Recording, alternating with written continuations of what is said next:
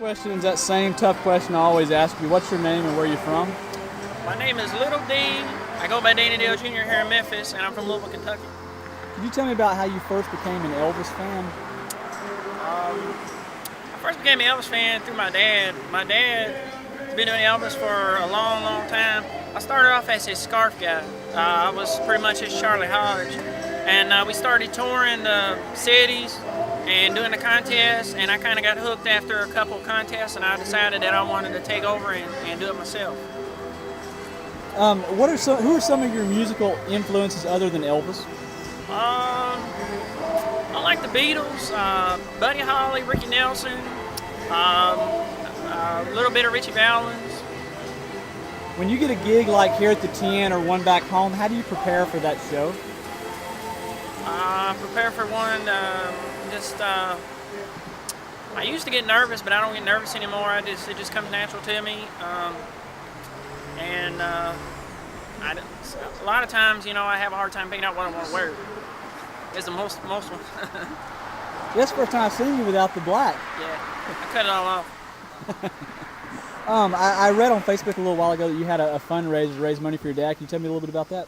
Yeah, we had a fundraiser for my dad back in May, and he's diabetic real bad, and he's had hemorrhaging behind his eyes, and he got detached retina. And me and my brother ended up putting a benefit together with some of the guys from out of state, all the ETAs, all of his friends. And we pretty much called it like an ETA Brotherhood fundraiser for Danny Dale, and it went over really well. We made well over the amount of the goal that we needed. And, we're all thankful from the bottom of our heart for everybody that pitched in and helped. How's he doing now? He's doing good. He's taking it day by day. His eyes getting better. It's not 100% yet. They're hoping to be able to get him in glasses and fix his vision, but he is not able to drive. He's got to go on disability, so he can't work. He's going to be a permanent babysitter, probably. And then he's having some knee problems because he fell at work, and he's going to have some knee surgery, hopefully, after we get back from Memphis and he gets everything squared away. He'll be able to get knee surgery and probably be like a new man. Well, you just got off stage. How did the show go? It went real well. It's very hot.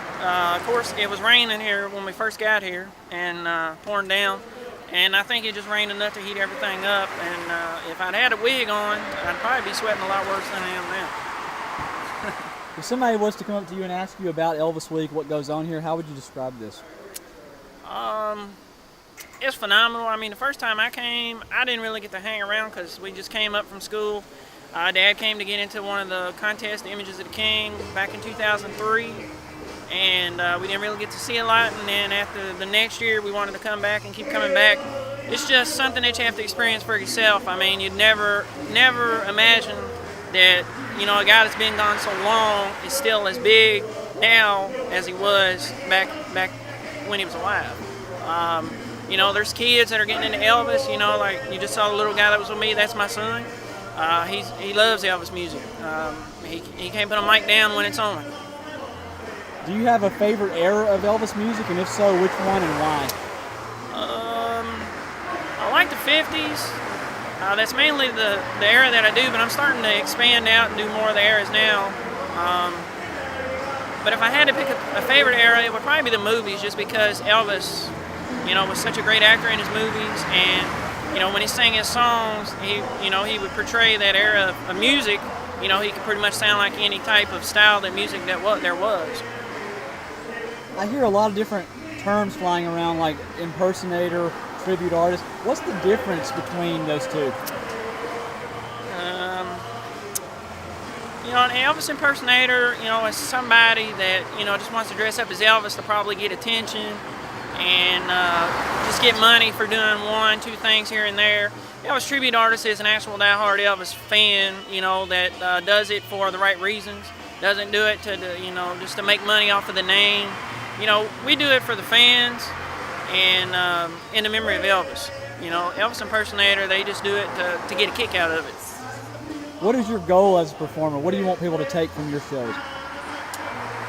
I just hope that everybody, has a memory left, that I put a memory of Elvis back in their heart when I get done off stage.